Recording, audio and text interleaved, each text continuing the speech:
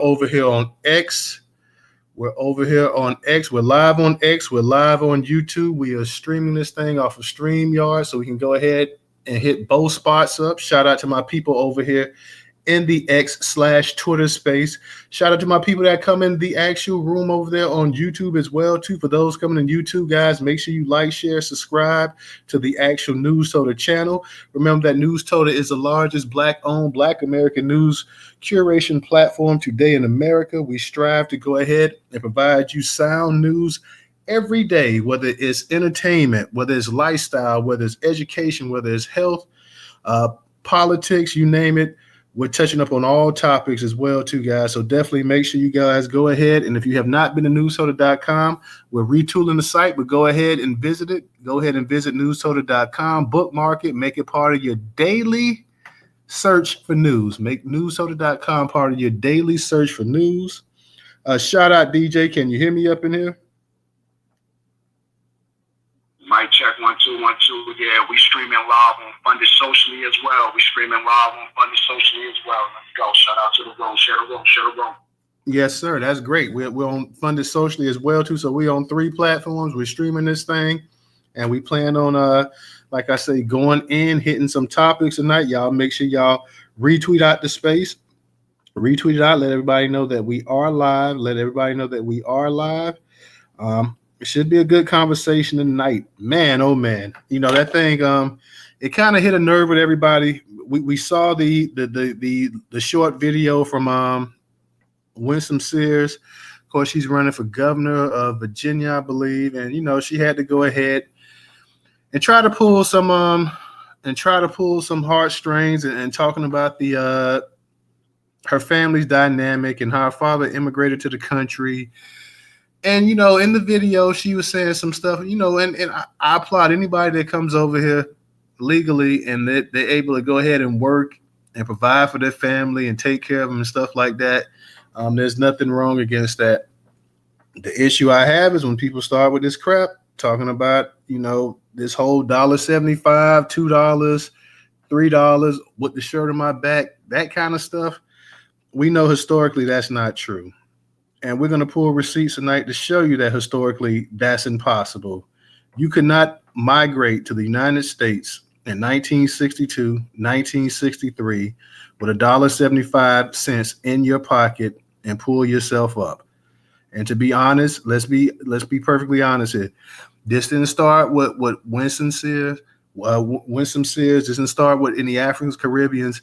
This started with these people coming from Ellis Island, the Italians, the Irish, the Polish, the Jewish community. All of them was saying the same stuff for well over 100 years about how they came to this country and they came to this great country and they didn't have anything but a dream. And, you know, they built up their communities and themselves and this and that or whatever. So just to be fair, I don't want everybody saying, well, you know, this and that or whatever. This has been something before you had an influx of Black immigrants, or whether you want to say melanated or whatever you want to call it, before you had an influx of African Caribbeans, even before you had an influx of Latinos, you had Europeans first sitting up here, and the barrel of the gun they were pointing was at Black people, trying to say, hey, you know, there's basically no reason why you guys are not succeeding in this country. If you're not succeeding, it's because you're not working hard enough. Because while you was in this country, my ancestors came over here and they worked hard.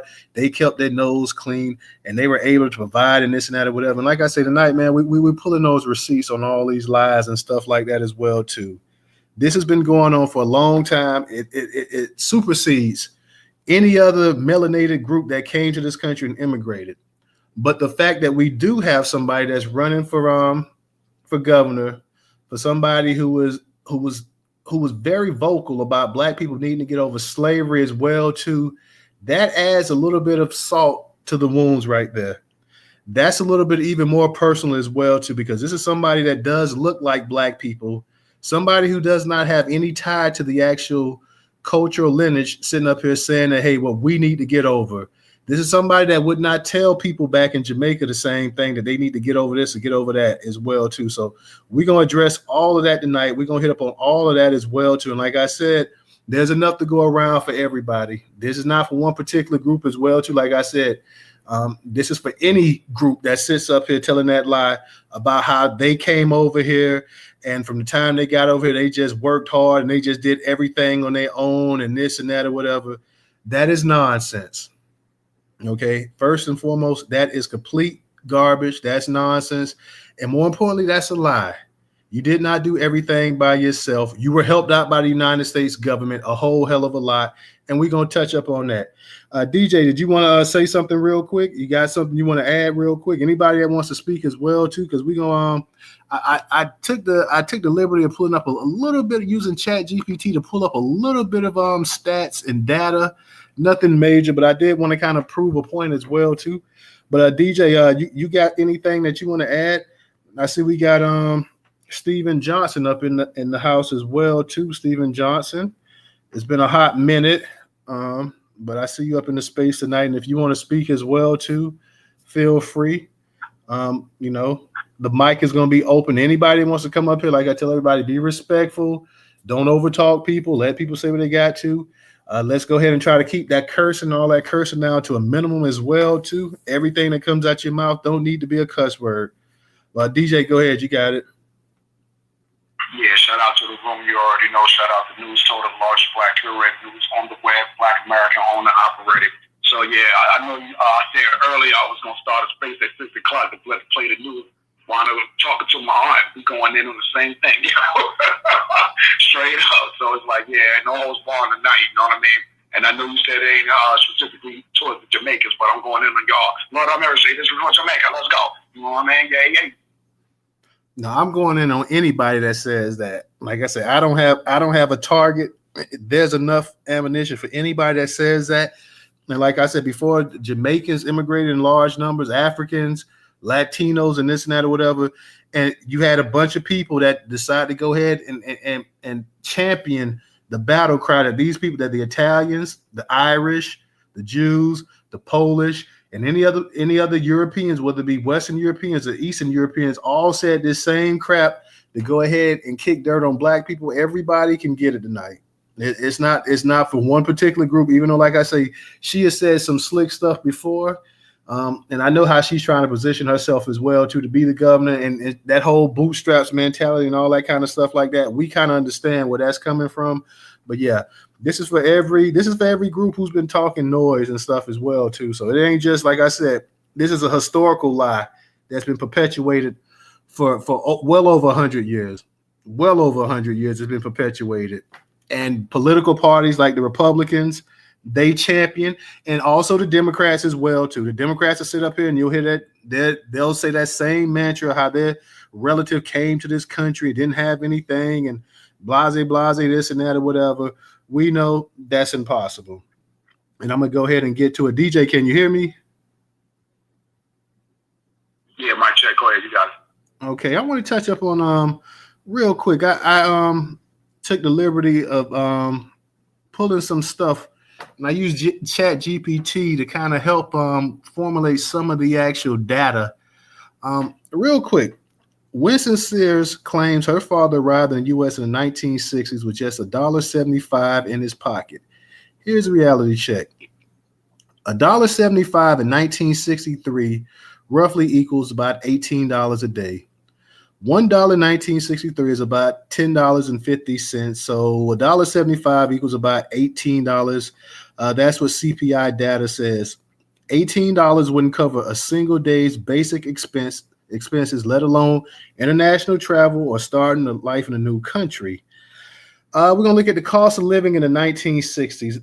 The rent in the 1960s cost of living ranged anywhere in a lot of places from $49 to $110 a month. That equals between $500 to $1,100 today. Groceries, bacon back then in the 60s, and we just said the 60s. We didn't drum down a single year, but bacon back in the 60s was 59 cents a pound. Eggs was 66 cents a dozen. Bread was 29 cents a loaf. Utilities, electric and gas averaged $10 to $20 a month. That's equivalent to about $100 to $200 a day. Healthcare, medical care commodities worth $9,800 in 1963 costs over $82,700 today. Airfare from Jamaica to the U.S. in 1963 was $41, equivalent to about $323 a day. Of course, we know that's significantly more than $1.75 it would have cost for old boy to get over here. Immigrant use of social programs in the 1960s. Housing aid.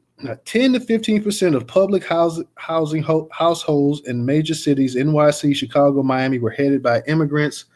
Food stamps in immigrant-heavy counties, 20 to 25% of immigrant households participated in the food stamp pilots, 1964 onward. Healthcare, Medicare, and Medicaid, 1965 were open to legal immigrants. 15 to 20% of eligible immigrant households enrolled in the first 5 years. College Aid, Higher Education Act 1965 made grant loans available. 8 to 12% of immigrant young adults in the late 60s received federal college aid. Small business loans, 10 to 15% of SBA loans in the 60s went to immigrant-owned businesses. The myth versus reality. Arrive with $1.75 is symbolic storytelling, not literal truth. Ignores travel costs, living expenses, and public support systems that immigrants could and did access. Black Americans, especially descendants of chattel slavery, are often excluded from many of these programs due to systematic racism, even as immigrants benefited. This trope has a history and it's not new. Long before the Caribbean and African immigrants repeated it, Irish, Italian, Polish, Jewish, and other European immigrants in the 19th and 20th centuries popularized I arrive with X stories, X amount of dollars story. Open door advantage. Europeans arrived during eras of virtually no visa restriction for white immigrants with instant work eligibility. Land and housing access. Homestead Acts 1862 to 1930s gave away 270 million acres of land, overwhelmingly to white immigrants and their descendants. FHA loans and post-World War II GI Bill benefits were widely accessible to European immigrants but denied to most Black Americans. Political machines, Irish and Italians, others leveraged political machines like Tammany Hall to secure government jobs, housing, and contracts. Aid without white stigma. White immigrants access public housing, welfare, education benefits without the racial barriers faced by Black citizens. Myth purpose. This narrative has been used for over a century to present certain immigrant groups as self-made while erasing the structural advantages they received and to imply that Black American struggles are cultural, not systematic. Bottom line, the $1.75 story is inspirational marketing, not fact. In reality, surviving and thriving in the 1960s, America as an immigrant almost always involved networks, public programs, and resources far beyond pocket change. This trope didn't start with Sears. It's an old playbook perfected by earlier immigrant groups to rewrite history and obscure systematic racism. I hope y'all were able to hear me okay in there. Okay, so I got a thumb up, so you guys were able to hear me okay. So yeah, like I said before, this is something that's been going on long before there was ever, all these other groups coming in here. The problem that I think a lot of us have is that these other groups have kind of followed suit. These other groups that say, hey, we need to stand together in solidarity. We're all one people. We're all one group. We're all one race and this and that or whatever. And they're repeating the same nonsense that these white folks have been repeating since the mid to late 1800s, since the late 1800s, when Black people got freedom in this country. They've been saying the same thing, and unfortunately, a lot of the people, melanated groups, whether it be Black people from the Caribbean, Africa, whether it be Latinos, whether it be Asians, you name it, they've all pretty much followed suit with this whole thing that, hey, if you guys just went ahead and worked as hard as we did, you wouldn't be in the predicament that you are, or nothing is holding us back, or hey, I came over here with X amount of dollars and I was still able to do this and do that or whatever. You guys have been over here this whole time, and yet the bottom of the barrel, when we know that deep down inside there are more things being done than exactly what's talked about. So this is something, like I said, that's been going on for the longest.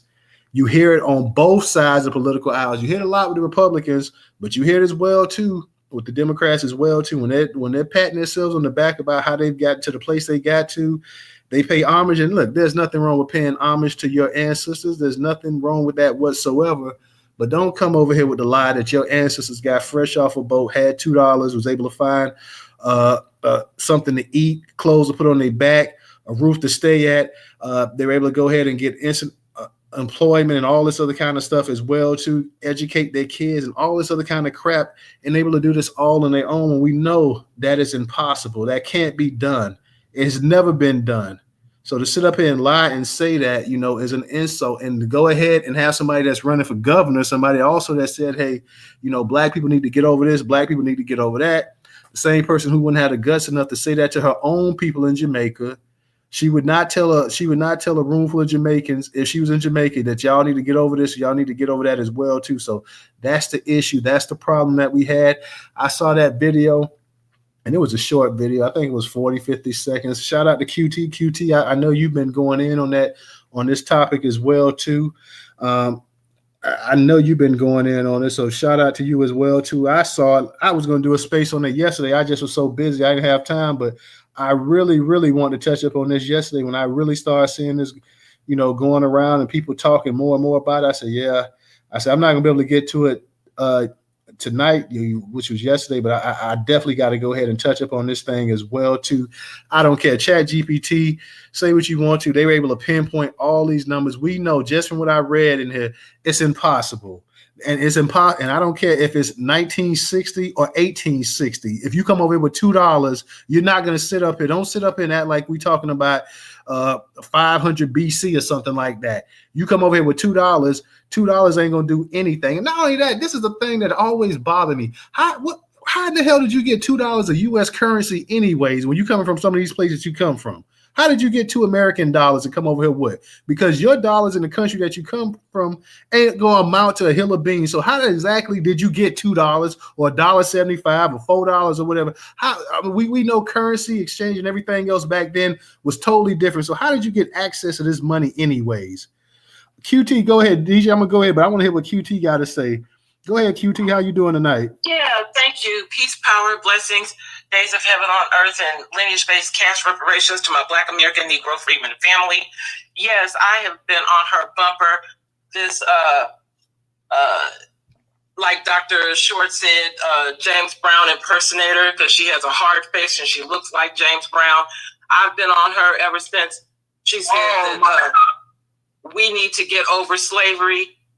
But she would never tell the Jews that. She would never tell the pretendians, the Native American pretendians, to get over slavery. And that $1.75. See, her dad did it even better than a lot of others, because everybody else said they had their last $2 and got over here, but her dad survived his whole life and raised a family off $1.75.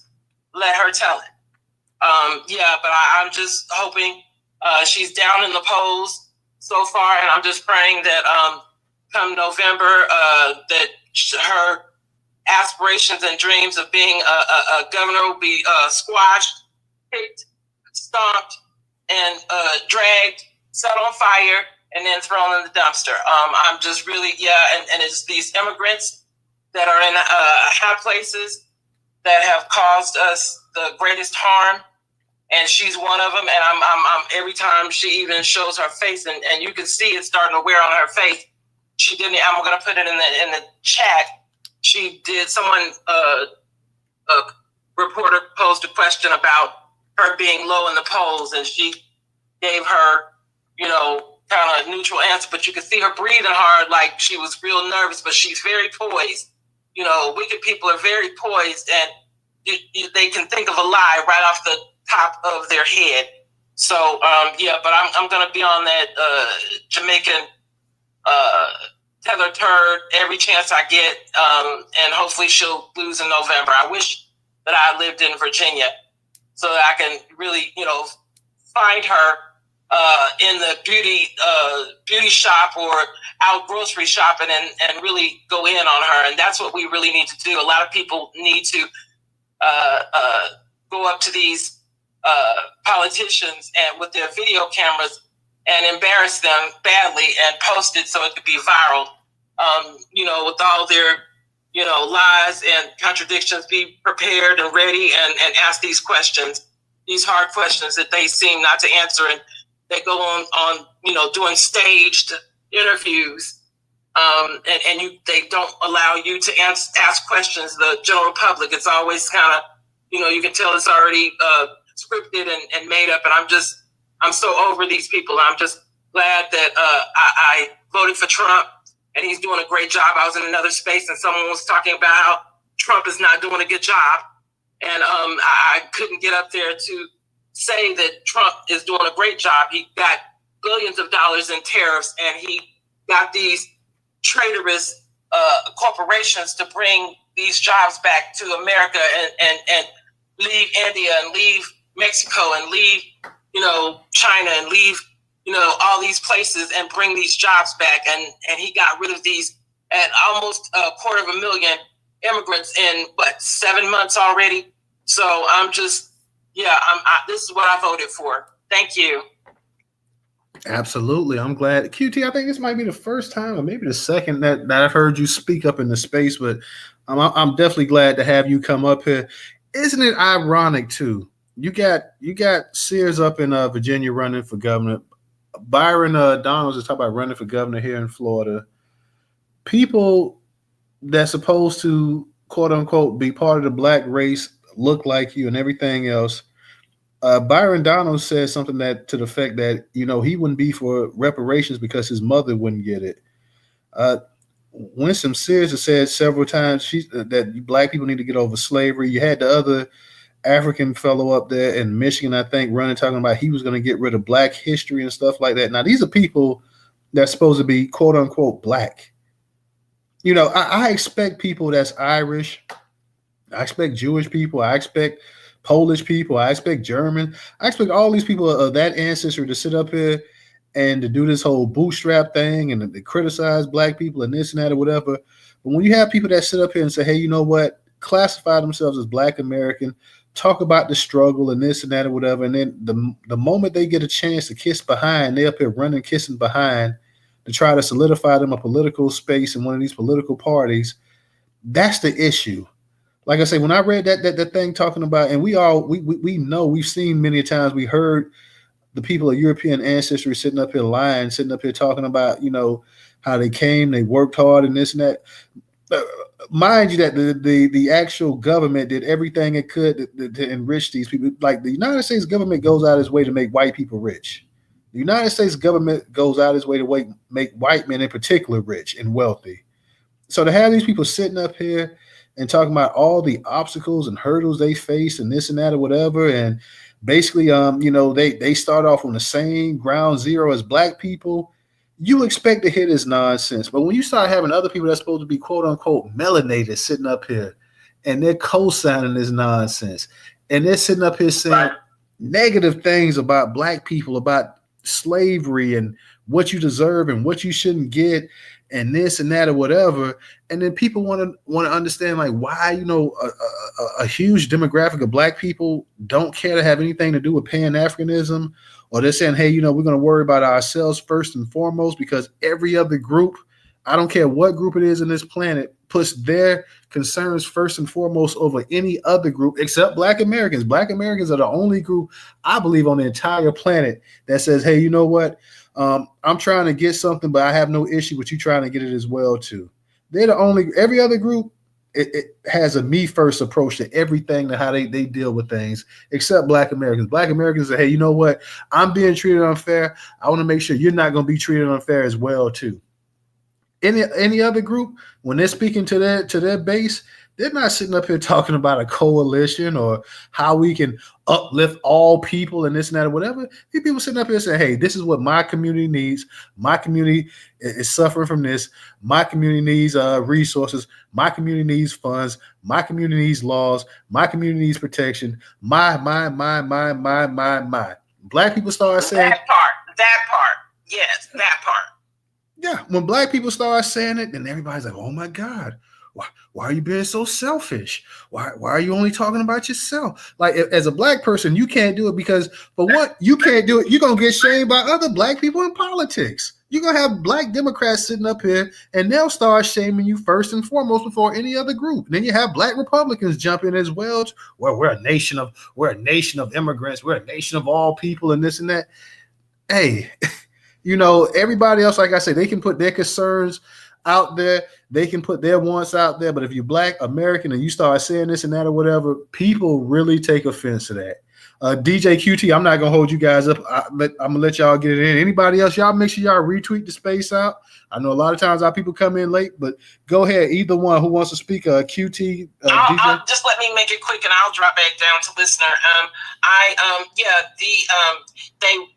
These melanated immigrants hide behind saying that they are Black or Black American or African American because it's such a dubious duality of the word African American. That Byron Donald, he is Panamanian and Jamaican. I'm going to post it in the chat. He's Panamanian and Jamaican. And Winsome Sears is, of course, Jamaican. That Yvette Clark, she's Jamaican. A lot of these people are not us, but they run on being Black or the first Black. That's why I'm so glad we're delineating right now, because you're going to hold your own nuts in this hour, your coconuts, because they're tropical trolls that pretend to be us. And I'm just so glad that we're delineating and just keep delineating and call ICE. Even in the entertainment, like Nicki, what's her name? Nicki Minaj and all that been here for 40 years and didn't get her paperwork straight. Never got her paperwork, signed on the dotted line and stuff. And then she says disparaging stuff about Black people. She got her bag off of us. She got wealthy and rich and got her clout off of Black American hip hop and music and rap. And then turn around, Trinidad and this and that. It's once they show their true colors, once they get their bag up, get their weight up, get their money together, get their clout and their name out there. And so that's what we have to, understand. And it's just, I'm just glad we're delineating and just call ICE on these people. I even, called on Nicki Minaj. So, well, not called, but I did the form online. So I have almost 45 forms that I have filled out online for ICE on their tip report tip form. So, when you see them in the grocery store or see them getting in the car, get that license plate, get the description of the car, get as much details, their age, because they do ask you approximate age and things like that. The form only takes about 4 or 5 minutes, period. And you can do it anonymously if you have to. But I sign my name because I have no problem with it. I want them to ask me if I called so I can tell them, yes, I called on you. So thank you. Thank you for letting me speak. Thank you, DJ. Thanks. Absolutely. Appreciate you coming up here to speak as well, too. I'm going to say this right here, and I don't hold that against, I don't hold all Caribbeans or Jamaican people like that, because I know a lot of great Caribbean Jamaican people, but the ones that's sitting up here spouting this off, that's the ones that need to get this heat right here, and that's the ones that I'm giving it to. Like I said, we've heard it from too many years from these white immigrants that came over here about how hard they work, their work ethic. Let me just put this in historical perspective. Nobody in the history of this country has worked harder than Black people, period. You can't, what Black people build in this country, no other group had to go through the environment. They talk about a hostile workforce and all this other kind of stuff like that. And nobody went through what Black people went through. So all this stuff, and I hear from Black people, I have family members and friends and stuff, and people say, if you, those Mexicans and stuff, who's going to do the work if they're not here and this and that. I say the same people that was doing it before they got here. Let's not act like, when a lot of these people immigrated to this country, that this wasn't a first-rate country. Like, I mean, this country was already top dog when people started coming here. That sometimes people lose that perspective. Like, this was not a third or fourth world nation. If it was, people wouldn't have been flocking over here left and right, willing to risk everything to get here. It had to be something about this country that made people say, hey, you know what? I'm gonna pack up and leave where I'm at and come over here. So all this stuff about, hey, who's gonna do this and who's gonna do that? The same way the same people that was doing it beforehand, they didn't miss a beat. when you start having these mass migrations in the 60s and the 70s and the 80s and the 90s, even, America was the number one economy on earth. Like, I mean, somehow this is lost and this is forgotten. It was the number one economy. It wasn't the number 4 or 5 or number 10 or 15th or 20th. It was number one, which means you can't get no higher. It was the number one economy on earth.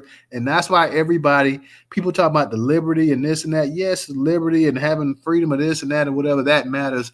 But also the money. Let's not kid ourselves. The money and the chance of mobility is why most people come to this country. Upward mobility. Yes, it's great to have the right to do this and the right to do that, which in a lot of these places they don't. But it's the ability to go ahead and to improve your stature in life.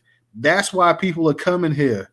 And that's why they're not going to all these other places that people claim is better, this and that or whatever. So to sit up here and talk noise and this and that or whatever, we got facts that we point out tonight. So that's what we're going to hit them with. Go ahead, QT. You got, I see right up here. Let me just push back just a little bit, because you are so correct that every immigrant is not a tether, but every tether is an immigrant, and silence is compliance. These groups have been silent when these tethered turds act out, show out, do us dirty, try to sabotage us. No, none of these people. And I posed a question to an African in another space, because he was like, well, what is Black Americans done for Africans? And I told him, I said, we was sending charity over there. We sent rice over there. We took our last $2 and was sending it over there and giving 35 cents a day to, Sally Struthers and some of these charities and aid. And we got you guys over here, only for you guys to stab us in the back. But it's too many of them that are quiet. And just like Muhammad Ali said, I can't, there's 100 snakes, and I can't, try to figure out which one is not going to bite me. Because to me, they're all going to bite me until proven otherwise. And it's just too many of them, and they've never done, anything for us. And like I told him, he gave this excuse about, well, I asked him, I said, well, what has Africa done for Black Americans lately? Oh, well, the economy over there in Africa, and what's going on in the turmoil, and the corrupt government is the government. And I said, well, even when people didn't have money, we protested. We got you guys out of apartheid by, writing songs for you. You guys didn't even write us a song to encourage us. You didn't write any kind of protest song for us. You didn't take your last $2 and put it in a bucket or a pot.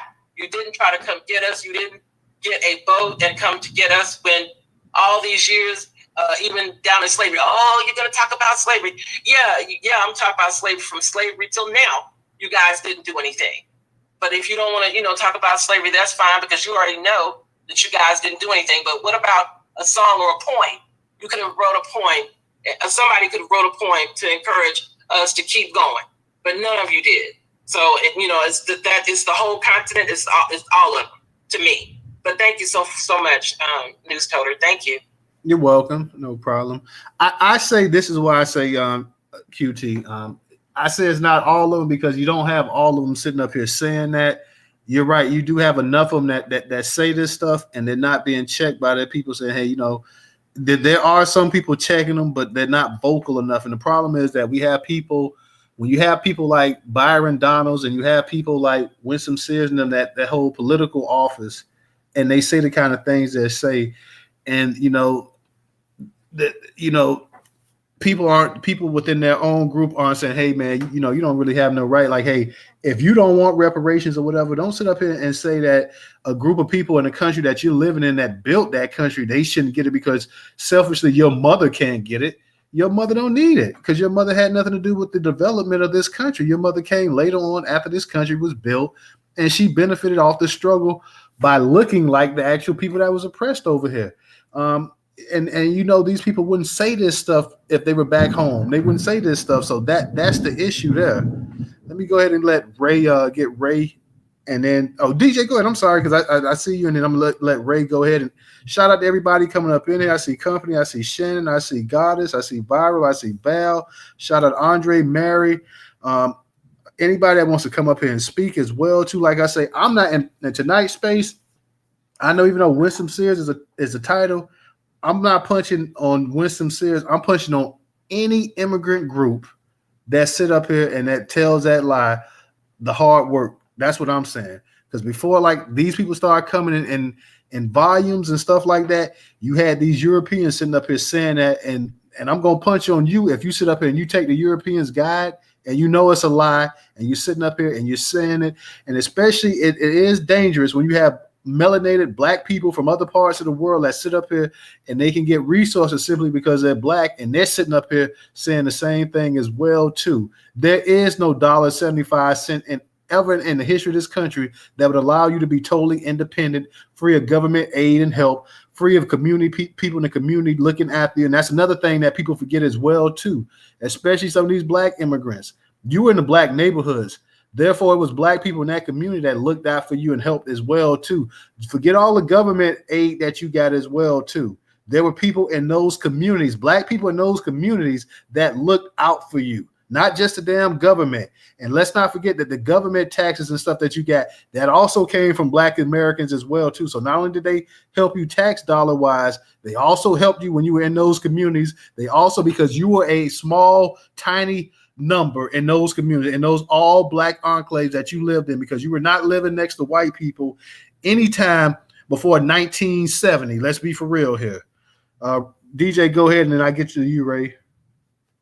Yeah, Lord of mercy, man. This is for Jamaica, man. You know what I mean? I'm letting my brother Ray go. Shout out to brother Ray Smith. You know, I'm rolling up a script, brother Ray. Go ahead. You got that microphone, brother. Lord of mercy. Man, what's going on, man? She touched on some really good points, because as soon as they would have asked, me, if I'd have been in that space, what do we think for them? My first question would have been, my first statement would have been, is, well, we don't owe you anything. You're the ones that's over here benefiting off of the hard work that we put in. And as far as the immigrants go, she was talking about earlier. See, they know that if the immigrants would leave tomorrow, that obviously black Americans would jump in and we would take their spot. But the problem is that they don't want to have to pay them the same wages that they pay us, because we're not going to do all that hard work and you come handing us $20, $30 and we've been cutting grass or whatever the case may be all day. That's all I wanted to say, is they want to pay us if they want us to do the hard work. Real talking, and getting to that hard work thing you saying, Ray, listen, we not only did hard work during slavery time and Reconstruction, we were sharecroppers in this country for over 100 or some odd years, especially here in the Deep South. So all that sitting up here and working and killing ourselves over for a few dollars and stuff like that, when we did that for generations, was tied to damn land and everything else like that, couldn't leave the damn property because they had us in some kind of shady deal, some kind of shady contract. If we lost, if we left or whatever, we're going to get put in jail and all kind of stuff like that. They're going to take this from us, take that from us. They did take this from us, take that from us.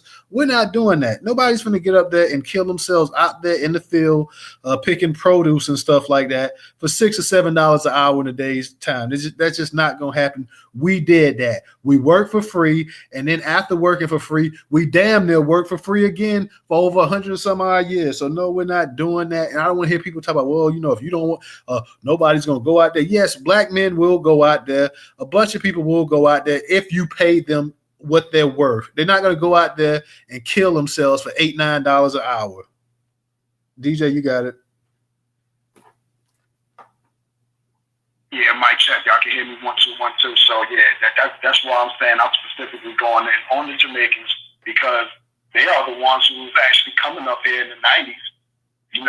Hey, Jamaica, you never got an apology for what the Shower Posse did to black Americans during the drug war. You sided with the white government over here. Let's wake this up for a moment, you know what I'm saying?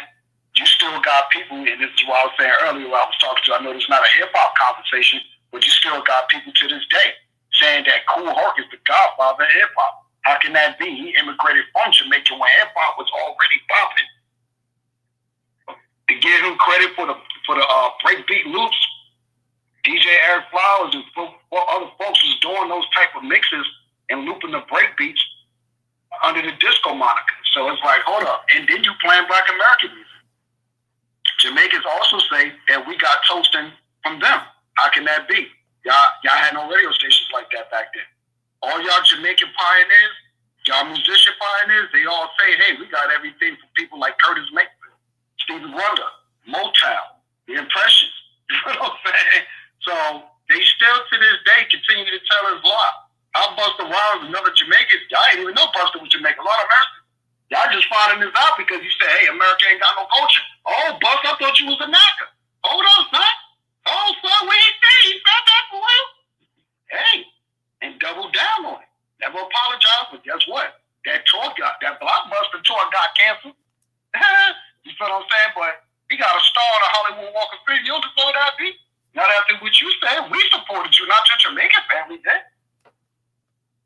You got folks going in on Biggie saying he for Jamaican, but I got my argument that he had Black American. You know but let's not go too hip hop though. Let's just kind of keep it on the. I'm just saying what I'm saying. You know what I mean? I'm just saying, hey, look, yeah, Jamaicans came up here. They had a lot of, and it's not just a Jamaican thing. Hey, you notice you don't see none of these immigrants waving their flag inside of their car and they're like little headrest. They ain't got no, Caribbean air freshener inside the window thing. You don't see that none of that.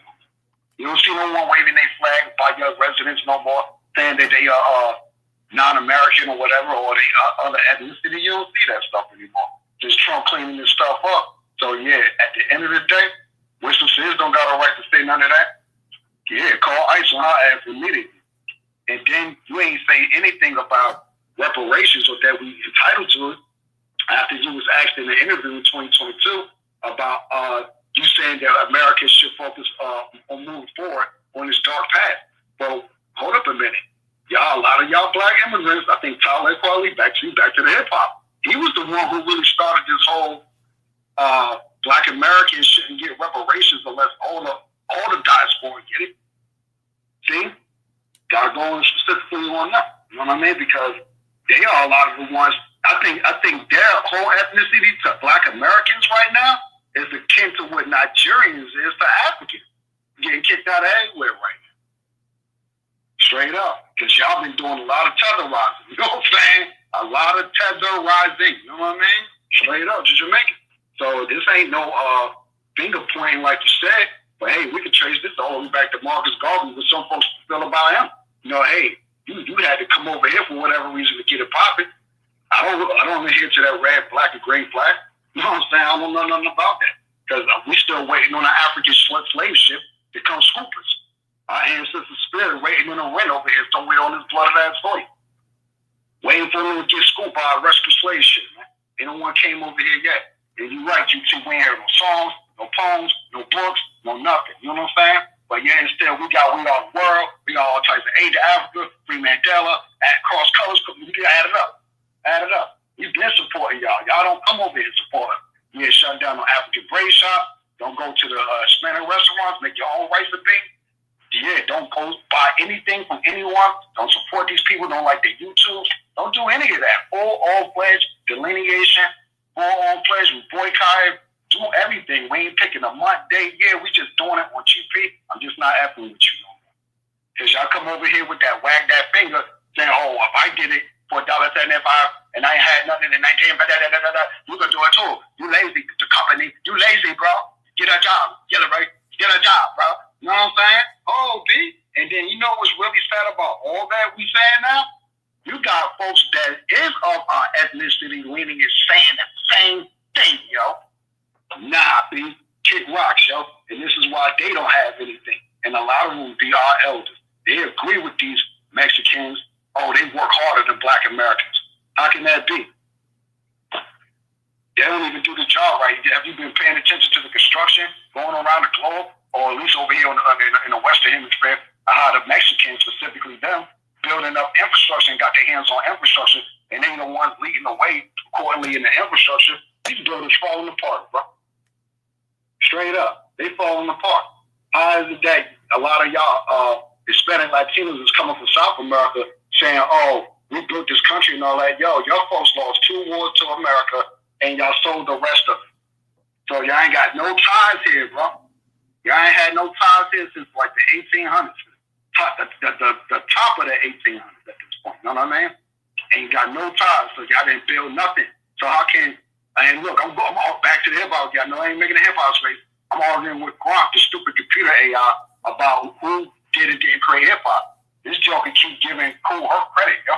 See, a lot of y'all New York knackers allowed this to go on for a long, long, long time. I knew we was talking about that. So, and then we did the space, hey, who gave Latinos this N-word pass in New York City? So it's like, hey, man, a lot of this stuff comes from, 1 and 2 spots there in this country, because a lot of our folks that come from the South, like you and other people, y'all just starting to get an understanding. Hey, hold down the black state. Don't let them come in there, because we can't go to their place to ask for any type of social services assistance. You know what I mean? You got all these Democrat governors, leaders talk about still giving these tethers money, yo. Thousands of dollars, because they being allegedly harassed and enslaved by ICE, yo. See, and that's the other thing with the terminology these Democrat corrupt folks is using. Oh, it's like slavery. Man, if y'all don't stop, this ain't even a civil rights movement, bro. This ain't even no riot because something done popped off. This y'all coming into a country illegally, and the vast majority of y'all are criminals. What about that Maryland father that's from Maryland, and they scooped him up, and Trump said he MS-13. All the judges agree, yeah, he gotta go. But you got these liberal judges talking about bring him back. For what? Bring him back for what? Hey, Tom Home and family that divorce together, stays together. If not, the dude could he on duty said, call Ice Baby. You know what I mean? I ain't gonna hold the mic up again. This is for Jamaica. Yeah, let's get it. Because y'all got a lot of apologizing to do just as much as Africa, in my opinion. You feel what I'm saying? All y'all Caribbean countries, because y'all come in with vitriol in your heart because you jealous of black Americans. You know what I mean? And I'm going to land with this one last thing. I had a teller tell me one time, bro. And he was from like Trinidad and Tobago. I think that's where Nicki Minaj was from, something like that. Your husband, pedo nigga. Straight up, definitely keep them out of the country. They should not be allowed to tour here. We're around no little kids, because we don't know that now. You know what I'm saying? So he had the nerve to tell me one day that he jealous of black Americans because we get Social Security and welfare. I said, hold up a minute, bro. Well, my ancestors elders fought for me to have that right. What your folks did, got quiet. So, he just kept yapping, kept trying to do the white supremacy code switch, just bringing up negative stuff about black people. But it was really positive stuff, and I kept hitting them. And for whatever reason, we was working in the store together. This black woman, she came out of nowhere, She was like, everything this brother was saying, she was talking to me, is right. I'm a black American history studies professor at Howard. This is when I was living in D.C., real talk. Shout out to, FSU City. You know what I'm saying? They went out of business, you know what I'm saying? Shout out to that. But I used to work at FSU City on Benton Road, Minnesota Benton Road, and I had the one up on Rhode Island Avenue. You know what I'm saying? Straight up. So, hey, sister was like, hey, if you want to come into the class one day, I'm here this day. And he'd go, nah, I don't believe it. I'm like, damn, why you don't believe what she's saying? She's showing you her accreditation. Whipped out her wallet, like, look, I'm a teacher straight up, out. You know what I mean? These people don't care, man, because now that they're going back, you don't see hey, black American, I'm sorry. Hey, y'all was right. This is more doubling down, yo. Just more doubling down. Oh, you Okadas. Oh, soul food, slave food. Your family was slaves. All this negative stuff, man. Negative stereotypes. And I'm gonna just end on this note. And this is let's switch it to fighting real quick. You got these jokers over here on TikTok. This is why TikTok needs to be shut down. CCP. You know what I mean? Saying that they had a TikTok space, these African jokers, saying 100 Africans versus 100 black Americans, I guess in a fist fight, who will win? They ain't give us not an ounce of respect. Africa ain't got no World Heavyweight Champions, and you don't got them in the amount that we got. Y'all ain't got none. All y'all champions that is of African descent, they live in Europe. You know what I'm saying? Straight up. So they really UK dudes or whatever. They ain't, even though their ethnicity is whatever African, whatever country from Africa. Come on, man. 100 of us versus y'all. I'm out of shape, but I'll beat the brakes on one of y'all straight up. Yo. It ain't a game out here, yo. Black Americans defend yourself always. Go ahead, where you go. I was just gonna say, how are they gonna beat us when they can't even beat the Chinese? A man that's walking around here, obviously shorter than us. They can come into their country and not even have a gun, just pull up with a tree branch and start beating them, and they get colonized. Oh my God. All right. I see my girl Stephanie up here as well. Shout out Professor. I see Professor made it up here as well too. What's going on, Miss Stephanie? You got it? Hey, salute to you. Salute to the entire chat. I just want to say thank you for holding this space. This space is much needed. This is what it looks like when we vote for all people that's Black or other POC. Once these people get their numbers up, that's it. Okay? It's F you, you niggas. I mean, calling you the hard ER, and I'm talking about somebody that looks like me, shares, well, pretty much shares the complexion or would have it, however they describe it. These people will call you the N-word faster than a white man will. They will call you that because they have a colonized mindset, but have the audacity to say that Black Americans are insecure and have self-hate issues when it's completely the other way around. Now, getting back to the subject, I'm getting pretty much tired of this dollar in the dream story, because how is it that you take $1.75 and pay rent, buy food, and or by some happenstance, you just take that last dollar that you have in your pocket and play the instant lotto and you win a big fortune? Which how often does that happen? I think it's about time that we have to, really put our caps on and just say, you know what, enough is enough. These people never really allied with us anyway. They just smile in your face. And yes, they do move in your neighborhoods, but at the same time, these people don't interact with you at all. I remember a time back in the days, it'll be a block and they start putting these people in our neighborhoods. They would have one specific building on the block. Everybody else is Black American in that neighborhood. And they'll have 1 or 2 buildings on the block, and it's filled with them from their country of origin or from the same descriptor that they are, right? They would not interact with anybody, okay, especially Hispanics. So all of this stuff about, well, we was living with each other and stuff like that. Just because you lived in your neighborhood, it doesn't mean that you interacted with the people in your neighborhood. You did. Y'all stayed within close proximity of each other. Y'all didn't have no dealings, no interaction. And God forbid if one of the kids played with a Black child, they got on the block and they got caught. That's it. They got in big trouble. So these people never really had no allegiance with us. They never had no allyship with us. Look at California. California is almost gone. Minnesota, oh, you can forget it. Minnesota is really like the Titanic right now. And it takes a good... Exactly. And I thought that when these people come in and they start putting in policies for immigration, I thought that was supposed to be against the law. That was supposed to be a violation of this country. Because you're Patterson. Don't forget Patterson. What just happened to Patterson, New Jersey? Let's go. They took that over too. Yeah, and look at New York. And I want you to pay attention to a dog whistle that I remember on Juneteenth, they was trying to, sully it with, Remembrance Day or Freedom Day or some crap. And people was like really chewing them up, like, what are you doing? You have no respect for the Black Americans in this country. What are y'all doing? It's just highly disrespectful. But yet, when we go to one of these parades, these ethnic parades, we got to show a whole big deal of respect. And I think it's disingenuous. But when we have our celebrations, everybody want to pull up with all their flags and it's to me, I find it distasteful. Okay, Eric Adams did that mess too at the Black American Heritage Parade in Harlem.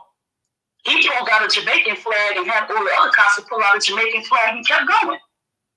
That's why I can't stand him. And I was praying that Trump did not give him a pardon, but Trump did. He's just a snake in the grass. Just like all these other so-called politicians. They don't have no interest in Black voices. And I want you to pay attention to one thing too, because when Hispanics talk about they want their voices heard, that's code word for we want to take over the political power, take the political power away from the Black people, because they know our voices are strong when we protest and when we go out there and we send letters to all of these people, send letters to the government and to our politicians, because this is dire. And like I said, Minnesota is just about gone. Minnesota is just about gone. Ohio is next. You have a racist brown man that's trying to get in as the governor over there, and he gets in there. What do you think he's going to do? He's going to do everything in his power to put Black people at the very bottom, because he has a caste mindset, and they think that they are above Black Americans in this country. When in actuality, if it wasn't for our grandparents and our parents, they wouldn't even have the right to be in this country at all, because they were not wanted here. And it just breaks my heart to see this. Every day, every time I go outside, I see something different. I shouldn't have to feel like I'm a stranger in my own country. I really shouldn't. You go to work, what do you see? I'm the only Black American. Guess what's going to happen? They'll tag team up against me until I get fired and bring one of their own in there. I've seen it happen. It almost happened to me. It happened to my mother. It happened to my aunt. It happened to my sister.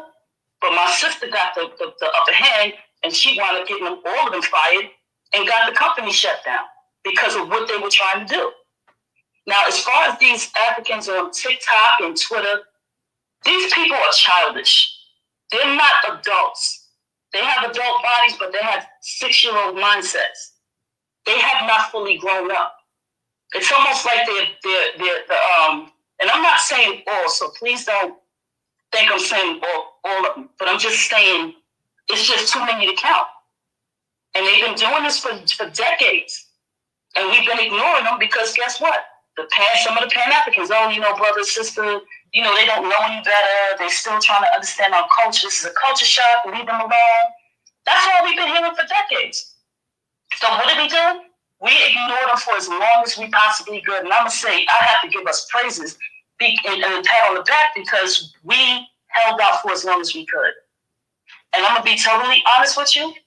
I'm not supporting anybody, especially when they talked about holding slave auctions and that we're not worth $1 and all of this other stuff. And half of these little people are living in this country. And they're saying this. No, they're not getting checked on it. No repercussions, nothing. To me, that sounds like terrorism. That's acts of terrorism. You're violating your oath. That's just like when these politicians, they'll hand Omar. Well, America does what I want them to do. When she was trying to secretly get Somaliland taken over, and it could fully become Somalia. Have you seen the state flag in Minnesota? The state flag looks almost like the Somalian flag. How did we let this get to this point? That's what I'm trying to figure out. That's all I have to say. Thank you. Yes, ma'am. Thank you, Miss Stephanie, as well too.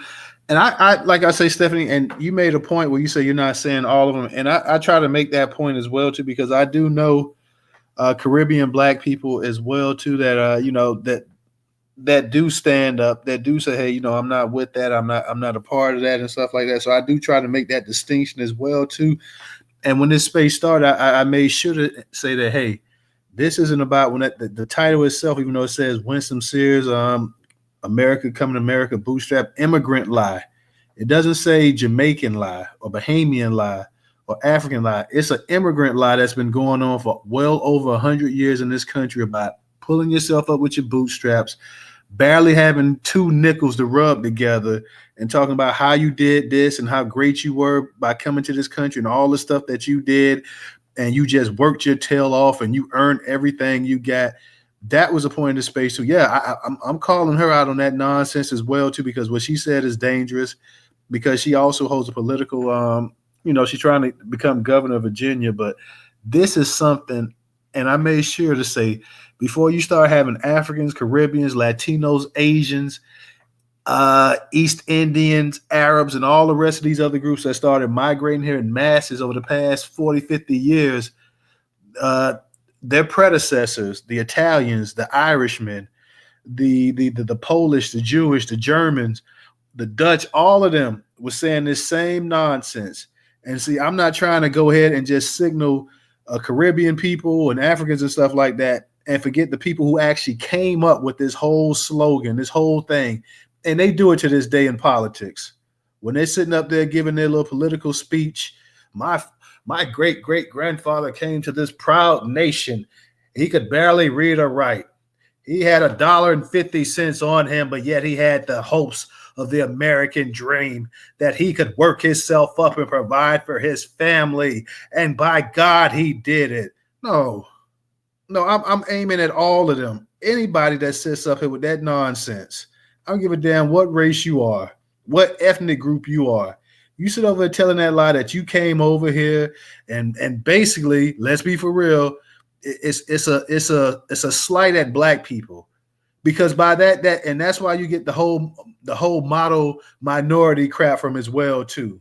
Don't think that this whole bootstrap thing and this and that and coming here with this and that, that's part of the whole model minority thing as well too.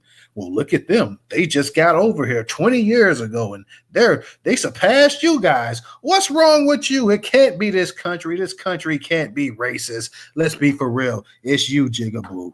No, we're not playing those type of games. That's why I say I'm aiming at everybody. I'm aiming at the ones that came here, the generation, the Ellis Isle, and all of those people that came over here. All of them are included in this.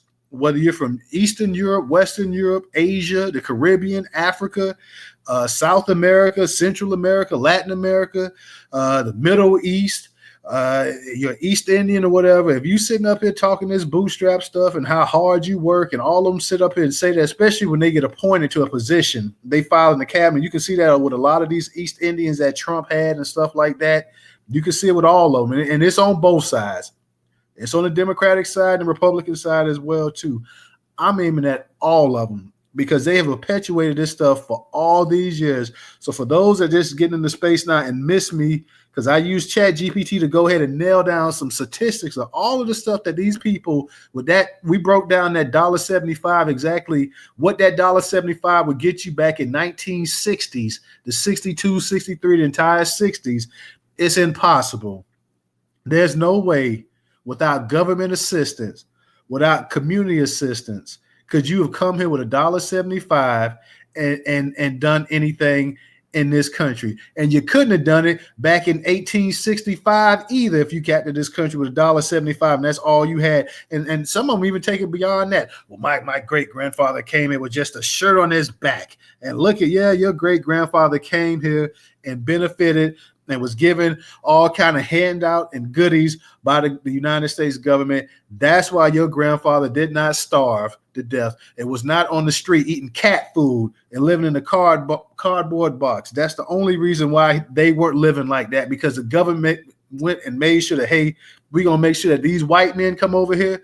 We're going to help y'all populate. We're going to give you free acres, free land, free interest-free loans and grants and everything else like that. We're going to make sure that we raise you up, then you can go ahead and tend to the land and this and that or whatever. And in return, you'll make money for us. That's the only reason. And that applies also to these immigrants that came over here as well too, from these non-white nations as well too. You didn't get the kind of perks and benefits that the European ones got, but you still got handouts and you got help on the way as well too. So I'm going in, like I say, I'm hitting all of them. I'm touching up on all of them. There is no sacred cows in here tonight. I'm not just aiming at the melanated ones or the ones who just got here the last 50 years. This like Biggie say, like he was saying, DJ, this goes out to you and you and you and you and you too.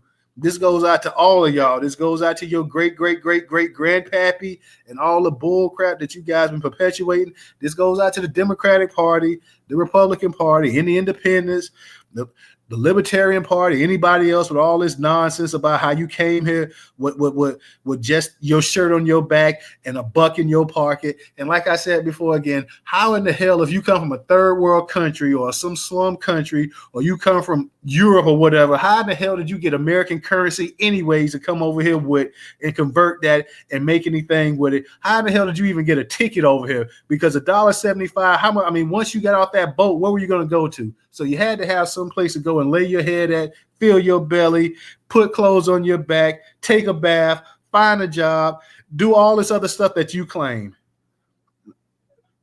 Professor, hey, let me say one thing. Go ahead. Don't forget about the gas wars in the 70s. How was y'all even getting around? You know what I'm saying? Real talk. I see my boy Professor's up here. Professor, what's going on with you tonight? Yeah, what's going on with you? What's going on? Chilling. That's right. Great space. Shout out to everybody in the space. WPI, Gone Fishing, Ray Smith, what's going on there, brother? Black Pressure up in here. QT, the company. Goddess Michelle. Shout out to all of y'all up in here. I see Sister Carrie right there. Shout out to all of y'all. Glad to see y'all up in here. And let me tell y'all. Every time I hear this story, right, I come over with the shirt on my back or the $1.75. These stories, I just laugh because there's no way anybody can come into any nation with just a shirt on their back or with just $1.75 and going to be able to live. It's not possible, okay?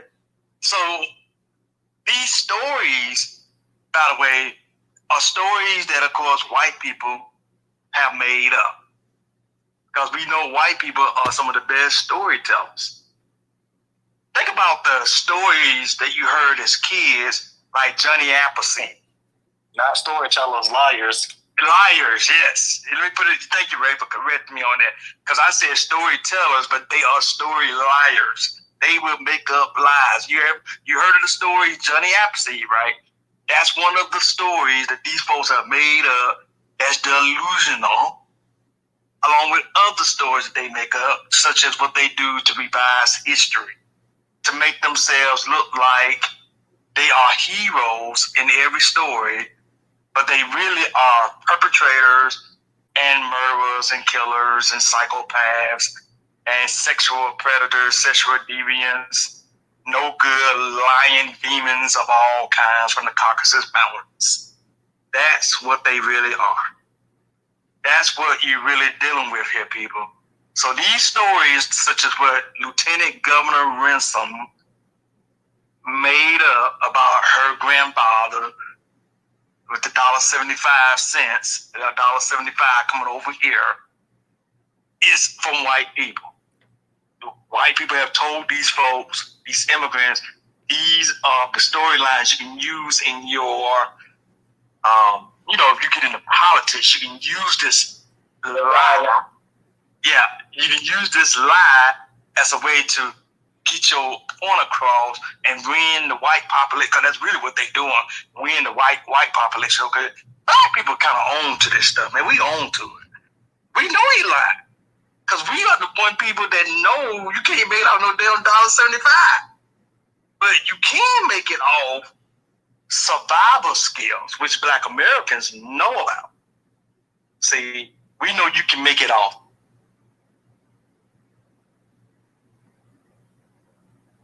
You still there, Professor? Yeah, that's what happens when you go in there. You getting kicked out of space, man. I think Hey, real quick, man. Look, I'm working 16 hours, so I can't talk long. Hey, News and DJ, check your DM, and I'm just gonna say, you're welcome in advance. I was gonna get back to slaving for these white folks, man. I'll let y'all. All right. Lazy, man. You lazy, bro. You know what I'm saying? Well, Professor, I don't know, Professor, if I should drop Professor. Should we drop him or bring him back up? Well, Professor, I don't know what happened to you. We're gonna drop you down. While we drop you down, let me get Carrie while she's up here. Carrie, what's going on? Hey, great room. How are you doing? Pretty good.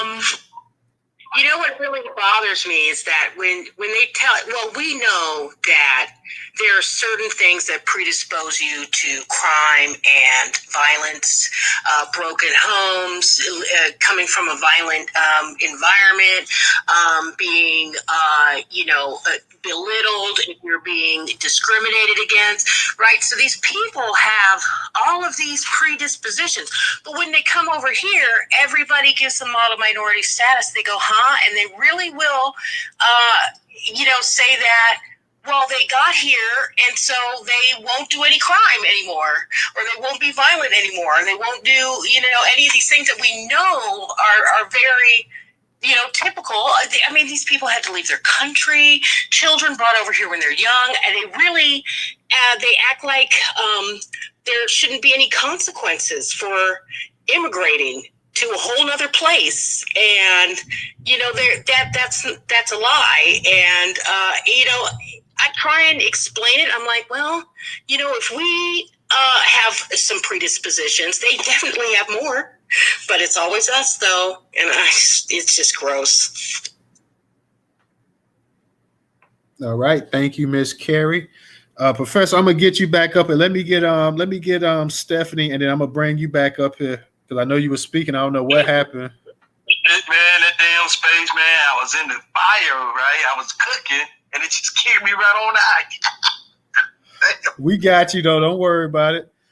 Go ahead, Stephanie. You got it. I just wanted to say that we have to look at what, and I'm not trying to beat up on this specific community, okay?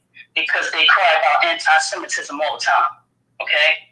But they played a big part in our division, especially here.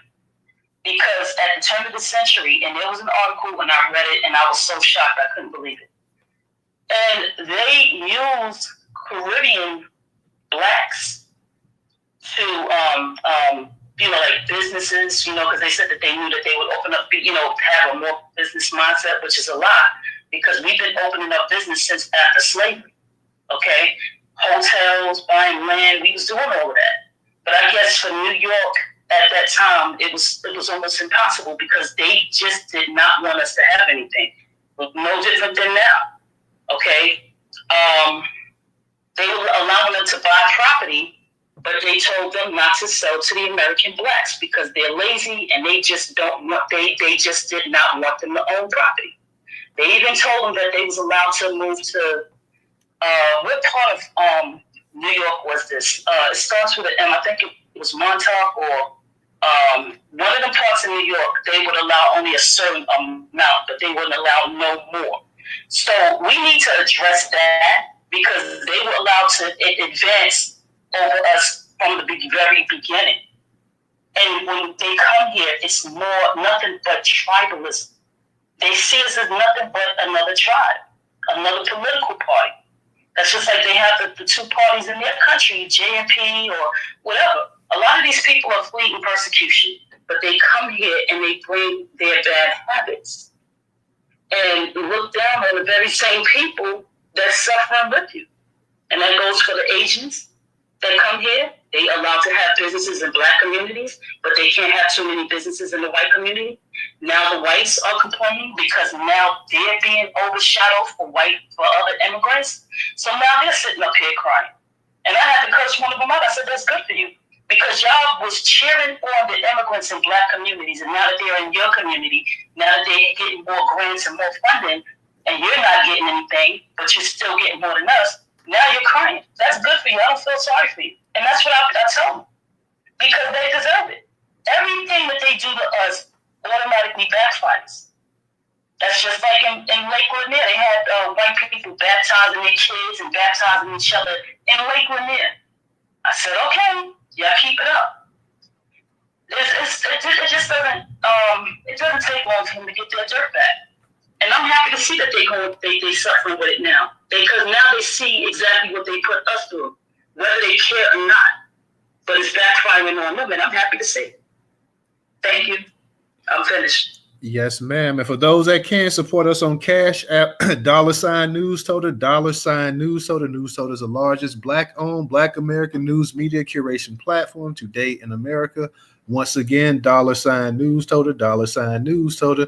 Professor, I know you were in the act of speaking. Ray, I'm going to get to you. Let me let Professor finish what he was saying, and then we'll get to you as well. And anybody else that wants to speak, come on up here. Y'all make sure y'all retweet the space out. Let everybody know we're up in here. And we're having a pretty good conversation. If any people down below want to speak, come on up here, raise your hand. We'll get you up in here as well, too. Y'all missed QT. She was on fire earlier in the space before a lot of y'all came in here. So definitely QT's been on fire. Stephanie's been on fire. Everybody's pretty much been on fire tonight. So definitely Carrie came up here, did her thing. She dropped down pretty quick, but nonetheless, appreciate her coming up here as well, too. So we want to get more speakers if possible. That's if possible. If you guys don't mind speaking, we would love to hear from you. We would also love that support on Cash App as well, too. $News Toter, News Toter. Let me kick it back to my boy, Professor. Black Pressure's at work, so we can't get pressure tonight, but that's all cool and whatnot. Go ahead, Professor. Yeah, thank you, there, Toter. News scared me. I'll come back later. Okay, we'll get you later. Let me say this, y'all. Basically, it just comes down to these stories are nothing but lies that have been told by white people, as they do all the time with everything. Make up stories to make themselves look good, and they do it for these so-called other groups to give them this kind of minority feel good story. And it's basically all done to point at Black Americans, to make it look like Black Americans don't do anything. We don't contribute anything. We just commit crime. And that's what it comes down to, that we ask for handouts. That's what it comes down to. So they make up these lies and stories, these fables, to get this whole American feel-good story about other groups being able to make it, and Black Americans just too lazy to make it, or they don't do anything to make it, or they just want to be involved in crime. See, this is what this is all about, everybody. Another way to make Black Americans look bad, and that's what it comes down to. Black Americans, we know how to survive. We have been surviving for years in this country. And we know that these other groups are not coming in here with $1.75 or the shirts off their back or whatever it is that they give these stories to these folks so they can tell everybody they feel good stories. It's a lot. You can't come into any country with just the shirt on your back, or it's just $1.75, $1.25, or a penny, and just all of a sudden make it. The United States is giving these folks a hand up or handouts, if you want to call it that. They're giving it to them so they can make it. Yeah, there you go. It's really a handout. The same thing they try to throw up in our faces, that we asking for handouts. Well, this is what you're doing to these groups here. You're giving them something for them to be running all up over here, like you've been doing with these recent Hispanic groups that's been running all up over here. You've been giving them stuff. You've been giving them debit cards. You've been giving them free housing. And you want them to have a pathway to citizenship. Like everything now these Democrats are doing, are trying to find a way to get these folks into this country so they can have a pathway to the citizenship of this land. Okay? So you're giving them stuff. And that's what it comes down to. I need to add that. Please let me add that. Since the 1800s, I will post that. They have been giving away money, land, food, welfare since the 1800s. I will post that. There's a timeline. Yes, thank you. Thank you, because that's exactly what's been going on in this country. They have always given away the goods to other groups and always tried to shame us to say that we need to stop asking for handouts. BS. I'm going to land right there. All right. Appreciate that, Professor, as well, too. Let me give a shout out to my girl Shannon for her contribution on Cash App.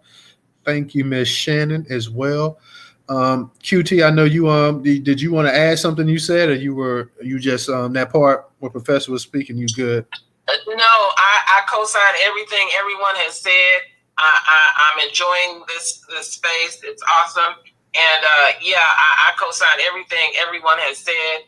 And I'm just so glad that we are delineating and we have an opportunity in this great country of ours to, God bless America, that we can, speak our minds, have freedom of speech, because we fought for it, and and they owe us. So, and I'm really appreciating this, and I'm just happy on the inside. I'm smiling on the inside and the outside.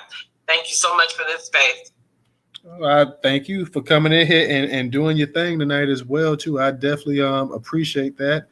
Like I said, we rarely get a chance to hear you speak, but you've been fire tonight, so it's great to hear from you. I love when we have the Black women come up here and do their thing as well too. It's always a beautiful thing. And let me give a shout out to my girl, Miss Stephanie, as well too, for her contribution on Cash App.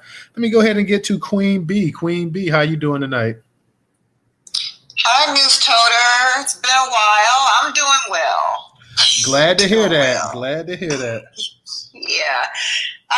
Well, there is so much that has been said, and I'm not going to repeat it, but I will add that let's not forget that these individuals who look like us and came over here, and let's see, take Winsome Sears, for example. I think somewhere something was going around about her. Some story was going around about her dad. I guess she must have said something about her dad. Well, I know he came over here with $1.75, is what she says. But then did they also say that he put himself through school, or I don't know. Whatever. We know that he got some help. But what I think we can't forget is that around that time when they passed Hart-Celler and they also passed affirmative action, these people jumped in and took spots that should have been ours. So all of these things that they say about working hard and this bootstrapperism and not having any money, well, they came over and they benefited off of our backs.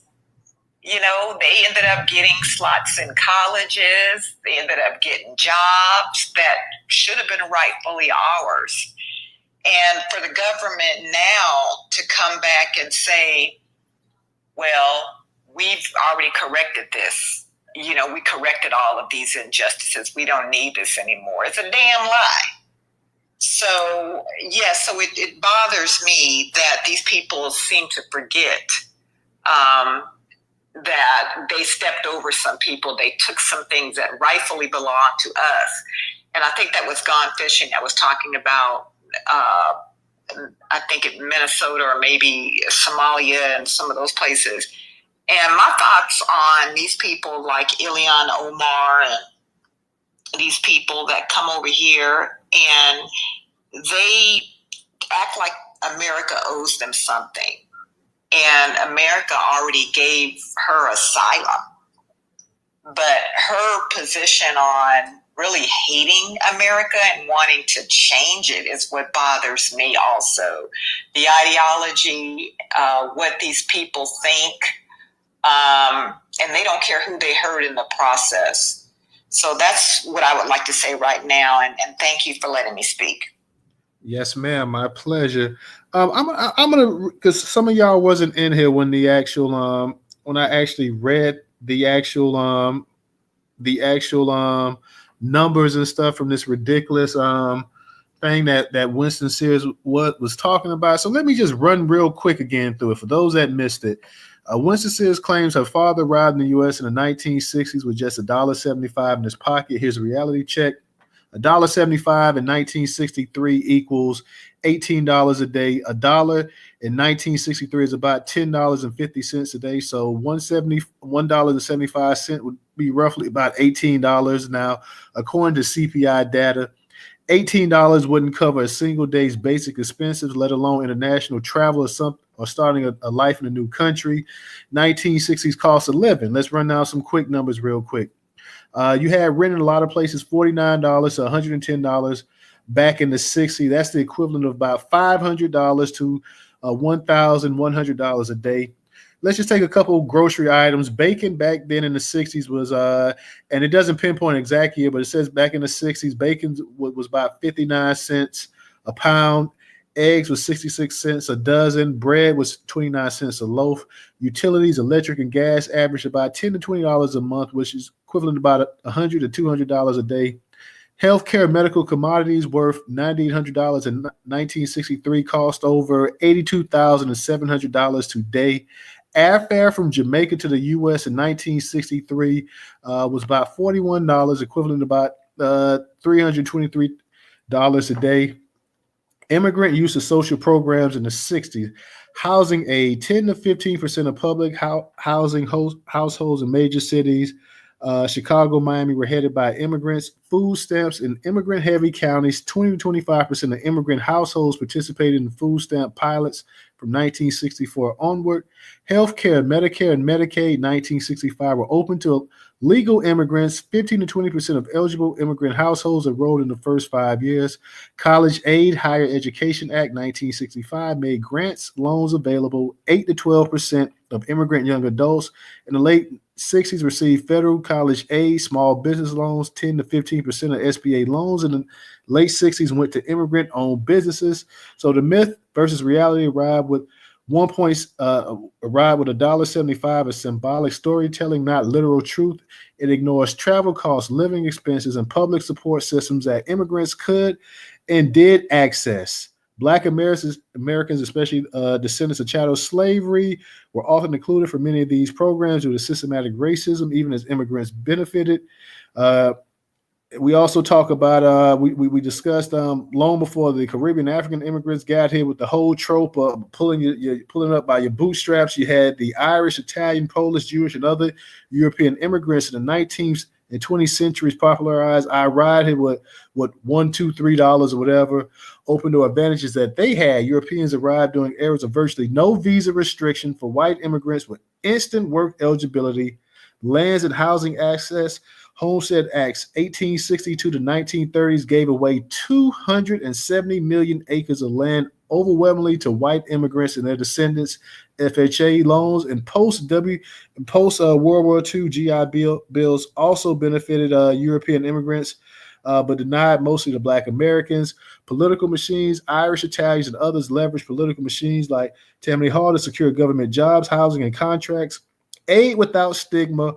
White immigrants access public housing, welfare, education benefits without the racial barriers faced by Black citizens. Mispurpose and narratives has been used for over a century to present certain immigrant groups as self-made while erasing the structural advantages they receive, and to imply that Black American struggles are cultural and not systematic. So that's what we were touching up on earlier in the space as well. Too, like I said, a number of you guys missed it. I know you came in later. But this whole nonsense that you came in here with $1.75. Hell, if you came over here with $100, what the hell is $100 going to do even in the 1960s? So the whole thing that you came over here with this little bit amount of money or whatever, that's nonsense. And a lot of it is just really to kick at Black people and say, hey, you know what? This is to justify the racism that Black people have gone through. Well, this group did this and this group did that, and they were here as long as you. So what's your problem? Queen B, go ahead and unmute your mic. You got it. Yeah, I just wanted to just kind of finalize my thoughts here. And again, I think about all of the handouts that these people have gotten over the years. And then again, I think about affirmative action and how white women benefited from that. So how many of them came from immigration as well? So you see what I mean? So it's just constantly been things that have been given. So I call these people takers. That's what they have been. And you're absolutely right. It's just for them it's like when they come here to America, they want to make sure that Black people are always perceived as this bottom caste group that can't seem to get themselves together. And they just keep on with that propaganda. They just continue that over and over and over again. And when I think about Winsome Sears, and I don't know much about Byron Donalds, but I know at least with Winsome Sears, I think they had asked her when they asked her about reparations, didn't she also kind of make a comment about, but we can't forget about the Holocaust, right? Certain things we have to always remember, right? The Holocaust, but then slavery we have to forget and just get over. So she's made some very offensive comments about us. But, you know, I know why. I mean, that's part of the politics. It's like in order to get into politics, especially if you're going to be on the Republican side, you have to be against reparations, against any type of repair. And then those are your talking points, you know, that's their whole thing is this bootstrapperism. So you have to go along with that narrative and you have to continually talk about it and give some story about it. I will say this before I go, though. There's the Asian woman, Lindy Lee, I think she was a part of the Democrats, or she was one of them Democrat donors or something that kind of turned on them, you know, after Kamala lost or whatever. So her story is that her parents came with $2. So her story's a little bit. I'm like, oh, okay, well, here's a different one. It's $2. It's 25 cents more than Winsome. So, but we know it's all a lie. I'll laugh. Thank you. That money, Thank you. FBA Freeman said her daddy had a gambling addiction and spent the $1.75 on a lottery ticket and won. That's a good one there. Go ahead, DJ. You got it. Anybody else that wants to speak as well, too, feel free to come on up. I see my man Original up here. So Original, you know, if you want to speak, we got you on this as well, too. But go ahead, DJ. Hey. Yeah, I know Original want to go get in, but I just wanted to read this little article. Hopefully y'all can hear me too. So, and this is, you know, AI over. Get on this AI stuff, y'all. So, Winsome says we need to forget about the past. Winsome Sears, the first black woman, no black, to serve as Lieutenant Governor of Virginia, has advocated for a forward-looking approach, suggesting it's time to move forward on focusing on the nation's dark past. In a 2022 interview, she acknowledged the historical reality of slavery and its lingering effects. However, she questioned how long are we going to go back there and urged to go find another victim. Stop it. That's what I say. And let's move on. In a more recent interview, she stated that it's not 1963 and we cannot live in the past for the sake of our children. We have we have to move on. We just have to. She has emphasized that while acknowledging the past is necessary, dwelling on it can't hinder progress. Her focus is on policies that will benefit all Virginians, such as strong economy and generational wealth creation. She states, if history helps me, okay, but it doesn't mean anything going forward. Where are the policies? What are the policies? What are you about? I want the economy to come back. I want to see us create generational wealth. This perspective reflects a broader conservative viewpoint. This viewpoint emphasizes individual responsibility and moving forward rather than focusing on historical grievances. Winsome Sears, there you go. Go ahead, Original, you got it. 42. Yeah, she like I said, yeah, she has said that she had made that comment about she's a black woman running for governor. Now, Jamaicans don't identify as black. And I'm tired of these people. They want to come up here. I would have been here. You know, I would have been here earlier when it was told. But I went to a town. And see, it don't matter which political party these people are in, Democrat or Republican. They don't want to do anything that's going to benefit black folks. Because that's what this person did. I went to this town hall meeting, and she ignored black folks, just like Winsome Sears. See, she knows now that she needs black folks to help her, you know, win as governor. And she's going to try to present herself as this black woman. And then once she gets through with them black folks, she's going to start pushing how she's Jamaican, she's Caribbean. That's how they operate. And so it's in our best interest to just not even support them. Because if any of y'all read this within the Negro Digest from September 1965, where this African was talking about back then they were making up all these lies about how they were better than black folks and they don't even want to understand that their colonization is a form of slavery. And no matter where these people come from, the Caribbean of Africa, white folks got them more screwed up than a backwards donkey. And that's just who they are. And so for her to come out here, and DJ, send me that article that you read from. Send me that article. I missed that one right there. But yeah, I think we need to galvanize, whether it be on social media, galvanize and organize with people in the state of black folks in the state of Virginia, and just do one or two things: either don't vote for her or vote for the Republican. No. She is Republican. Well, I don't want to vote for the Democrats, so that's just crazy. But no, just don't vote for her. Let her fall by the wayside, because she knows she can't win without that black vote. She knows, because see Virginia, I think it was 2016. The legislature of Virginia was decided by one vote, and it went to the Democrats. So see, she knows that she's in a precarious state, whereby she needs as much of the black vote as she can get, because of what happened in 2016. And so she barely got in. And so now with everything going on, with all these folks are mad with Donald Trump and this, that, and whatever. See, if Donald Trump was riding a little bit in a more positive way, trust me, she would not have said she was black, and she know it. But see, now she see that she needs that black vote. That's why she's coming out like this. But for her to say we need to move forward, talking about slavery, how can you move forward and these people keep throwing this in your face on a daily basis? So they never talk about anything like that. And to come here with $1.75. Now, when her father, did it say when her father came to the States back was it in the 60s? Or when at 50s or 60s?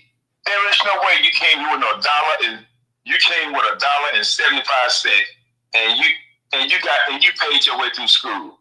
Give me a break. These people, they think we're stupid. It's just so insane. And so that's what she's trying to do, to see if she can I wish Rella was in here tonight. And I hope they're organizing in Virginia to not vote for her, to keep her out of that seat. Because if she gets into that seat, I mean, she's gonna do all kind of crazy stuff. She will stand up and say more about how slavery was a long time ago. I tell you what, see, the small hats claimed they were enslaved in Egypt, but she would never say that was a long time ago, and that was in D.C. But she would never say that was a long time ago. She would honor it and go for it, and she would have an understanding of the pain and suffering that they claim that they experienced, in Egypt. But she won't do that same thing. They don't do that same thing for Black Americans. So that's why these people are dangerous, because they want to promote other people, but they want to tell us that we're wrong and we're hanging on to the past and this, that, and whatever. So that's why she cannot. Anybody know anybody in Virginia, let them know that this woman cannot win. She can't. But that's why she's appealing to black folks. So I'm gonna land with this, because she knows she needs that black vote. And I'll land. Yes, sir. Chris says, if she plays the black woman in the middle of the delineation movement, she won't be the governor. Chris also says the Holocaust was long ago too. So yeah, that's true. But nobody's gonna tell the Jewish community that the Holocaust was a long time ago, because they know that's gonna backfire there. So go ahead, Ray, you got it. Oh, I don't know. Is Ray? Yeah. Can you hear me? Yeah, we can hear you. I think it's kind of ironic. How is it that every single person that came here with $1.75? That's a very, specific, dollar amount for them to say. So that just goes to show you that it's very organized. This is nothing more than a talking point. Because I have to ask this, so I'm not beating up on anyone. If you were able to come over here with $1.75 and make it, why couldn't you make it where you came from? Realistically, if you were able to take $1.75 and with all this ingenuity, be able to and cross the American name, then why couldn't you have done it in your own country? Question I think that needs to be asked. I'm a land right there. I just wanted to put that. Okay, you kind of broke up at the end, but we got what you were saying, though, Ray, and you're right. It used to be $2. I used to remember. They used to talk about it was always $2, and she said, hey, you know what? I can top that by a quarter. Let me go ahead and say $1.75 because it was always my grandfather came over here with $2 in his pocket. So they went ahead. I guess she said, you know what? We can top that one. We'll. It's gonna be $1 next. News total. Maybe they'll drop it a quarter. Maybe they'll go to $1.50 next or whatever. I'm trying to figure out too, like how did they even with the currency and everything, like I said before, how they even had to change and stuff like that as well too. So that's an interesting thing, like because your currency, wherever you come from, ain't gonna equal $1.75 or $2 here, whatever. So did y'all have gold coins or something like that, or silver coins? Like what did y'all have to equal a U.S. currency? I'd like to know that as well too, since they're exact on the dollar amount that they had and everything else like that too. Like I always wondered, like the Irish immigrants, like how did your currency convert to American dollars when you guys came over here? Because I know Ireland wasn't in the best financial position in the late 1800s and early 1900s and stuff when a lot of them started immigrating. So how did that currency actually convert to the US dollar as well too? And y'all made sure y'all came over here with change as well too. So that would be nice to find that out as well too. I think Stephanie might be next. I'm not sure. I just wanted to say, I don't know if you guys remember the night before the election, I think it was November 3rd or 4th. And it was a lot of people like Shirley Wells singing Negro spirituals from the South to draw sympathy so that we can vote for this young lady. And, you know, people putting up signs, the Jamaican takeover is almost complete and stuff like that. So it's like, can you imagine if this woman would have won? We would be in dire straits. We would really, literally be in a position where we can't, we would be completely almost wiped out. And to give or take, if the Democrats take 2 or more election cycles, we would be finished. So given that, you know, what's being said, we got to find a way to keep them from taking back power in order for us to get ourselves in a better situation. But I really wanted to tell people that if you're in the New York area, they have free college courses, 2-year college courses for absolutely free. You can take them and you can get your degree or certification. So please, if you're in the New York area, please utilize it, you know, because a lot of people are not wasting time getting into these programs. So I just wanted to clarify, you know, just make that known. Thank you. All right. Thank you. I saw Mr. Finn. Mr. Finn 477 says, I'm in Virginia and I can tell you Winsome is not going to win. She has no traction here in Virginia. This is a liberal Democrat state. The Democrat is going to win. So shout out to Mr. Finn for putting us on that. Go ahead, Professor. You got it. Yeah, thank you again, Toto. And again, I've been enjoying all of the great pieces of statements and everybody's opinions and everybody's take on this whole situation, because this has been a lie going back all the way, like Sister QT said, all the way back to the 1800s.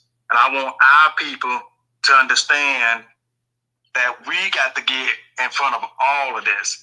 Meaning, whenever these folks come out like this Winsome lady talking about this $1.75, you go in on their profile and say, hey, man, you just telling a lie.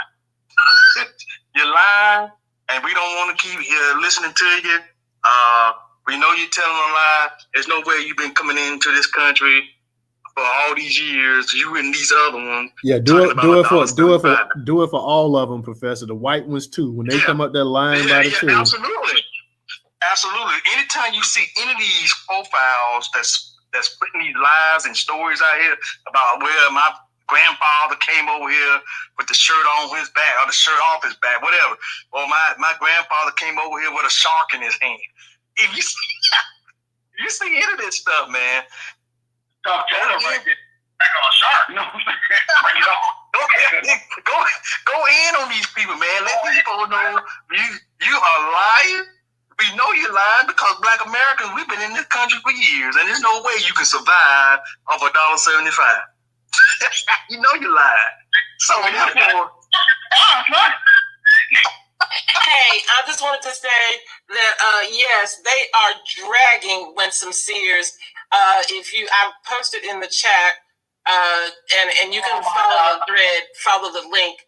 I might just put the original link, but I posted in the chat my comment to her. But if you guys go straight to her original post about the $1.75, when I say people are dragging her, and I'm just so glad that we have come together as a community, because we've always roasted people and skull drag people, very easily. We have no problem with it. That's one of our talents as Black American Negro freemen.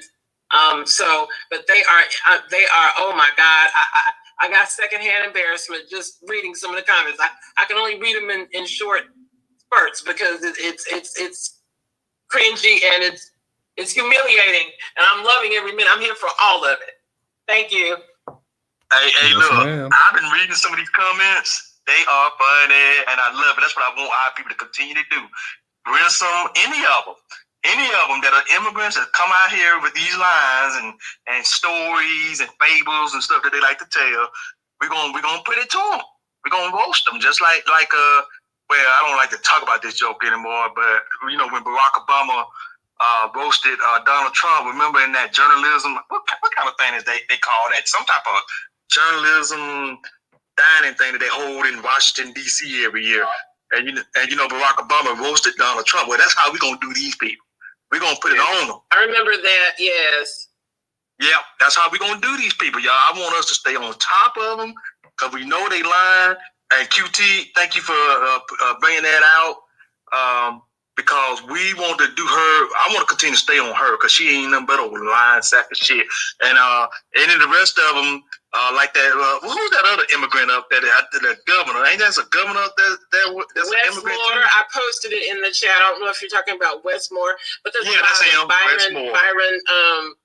Byron Donalds. I mean, it's a lot. That's another one. I said, what's that lady's name that's over our the CBC, Yvette Clark. I mean, it's a lot. I did not know that Frederica Wilson. I always thought something was weird about her wearing those. Frederica in Florida. Hats, and she was just really weird, but she's Bahamian. Oh, you talking about the one here in Florida, Frederica Wilson? I don't know what her title is, but yeah, she's some kind of. She's a congresswoman. She's a congressional person from Florida, but yeah, she is Bahamian. Yeah. Yes, and you. I mean, if you ever just think about it, hindsight's 2020. But you always found something weird about these people. That's how you know that they're not any of us.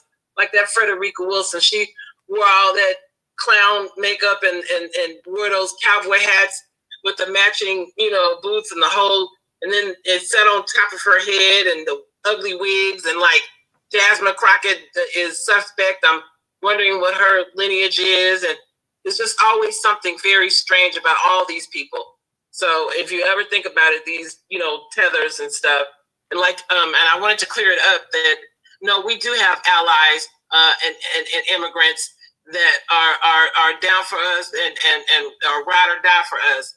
Like that Welsing's fan club, she is a ride or die. She goes in on these people. She goes under these people's posts and these sellouts and these, Sambos and she goes in on these people too. So we do have riders, but it's the ones that are, silent and allowing this stuff to go on as long as they have. So I just wanted to clear that up. But that's why there's a difference between an immigrant and a tether. Thank you. Yes, ma'am. Let me go ahead. We got a hand up. Remiddle. How do you say your name? You said it before in the space, but I can't. It's also or Joshua. It's Joshua backwards. You said it's what backwards? I'm sorry. Joshua backwards. It's kind of choppy. His I don't know what's going. I'll get off that headset.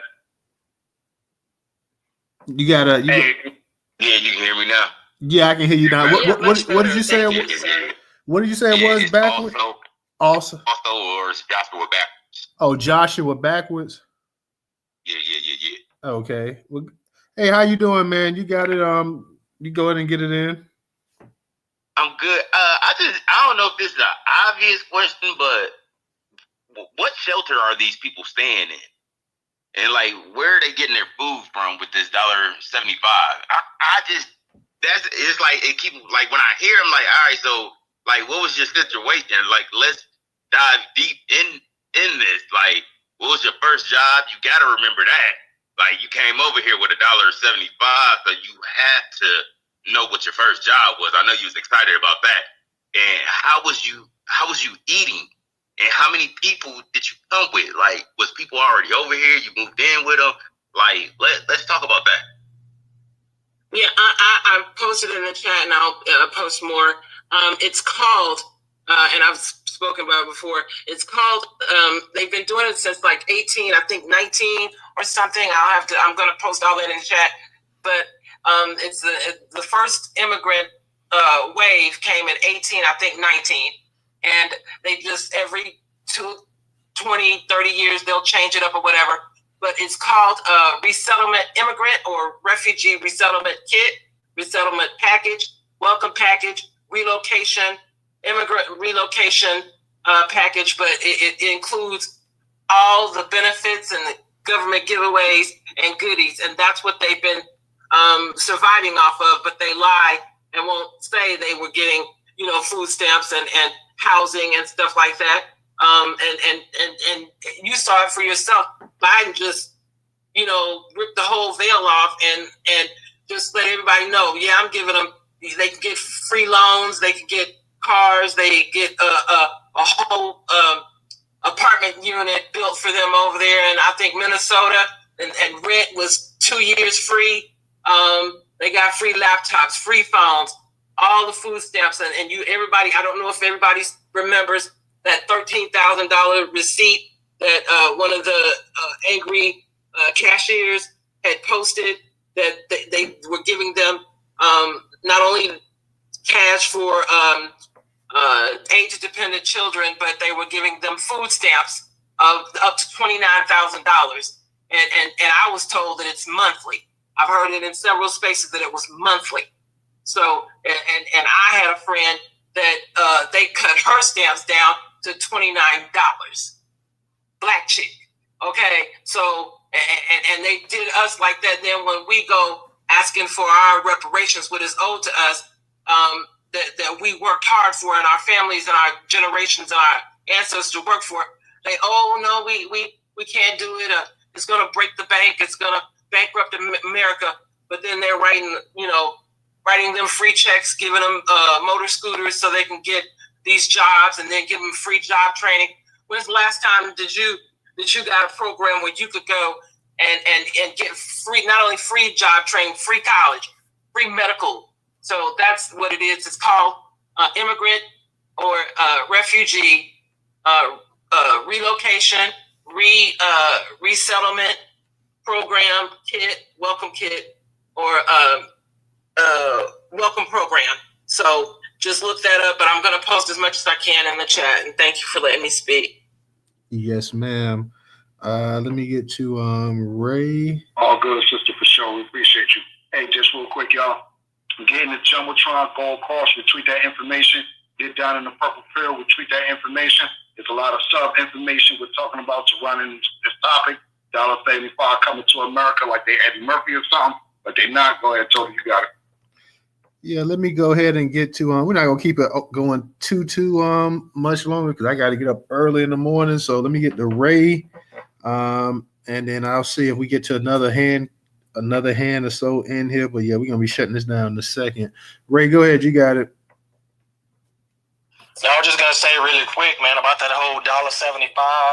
thing that they say, if they came over here with $1.75 in their pocket, guess what? They had more money in their pockets than Black Americans had when we were brought here. So they should definitely be, if it's all about working hard, we worked, close to 300-400 years for free. So if that's the case, y'all should be the main supporters for us trying to get a reparation. Why would y'all be against it if the whole thing is about working hard?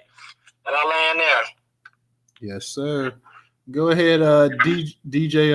I let you get it in, and we're gonna go ahead and close it out for the night. Hey, because CARICOM said they don't need cash payments. There you go. Well, on that note, I appreciate everybody coming into the space tonight. Thank you to the speakers. You guys are all great. We're going to go ahead and shut this thing down for the night, but we'll be back next week. Everybody be safe and have a good weekend. Peace.